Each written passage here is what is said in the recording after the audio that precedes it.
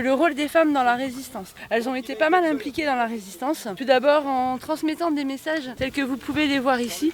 L'appel aux Français qui leur disait que toute aide peut être utile dans la résistance. Elles vont également faire des faux documents tels que les cartes d'identité. Ici vous avez une carte d'identité qui appartenait à une personne juive. C'est une vraie, enfin là c'est une photocopie pour le coup. C'était une vraie personne. Elle s'appelait Madame Dreyfus. Donc la résistance lui a mis un nouveau nom, Madame Debrise. Ensuite on a les Ausweis. C'est un peu la même chose qu'on avait eu pendant le Covid. Voilà, les autorisations de déplacement avec le tampon qu'on a volé aux Allemands pour pouvoir valider ce document. Ensuite les femmes vont prendre un rôle un peu plus important tel que aller faire des photos dans les commandantours. Elles vont cacher ça dans leur sac. Elles vont avoir un déclencheur. Elles vont se balader, elles vont prendre des photos puis les transmettre à la résistance. Et pour les plus téméraires d'entre elles, elles vont avoir des missions armées. Et quand je dis armes, je dis pistolet qu'elles vont cacher. Donc ici, sur la table, vous avez un pistolet caché. Vous avez une petite idée de où est-ce qu'il peut se trouver? Il est dans le sac, j'imagine. Dans le sac, alors pas, vous allez me dire.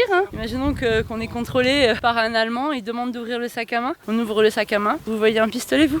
En fait, c'est un double fond. Exactement. Donc en fait, c'est le pistolet caché, bien caché. Voilà. Comme quoi le cliché les femmes c'est la cuisine, c'était pas le cas à l'époque. Alors c'est pour les plus téméraires quand même.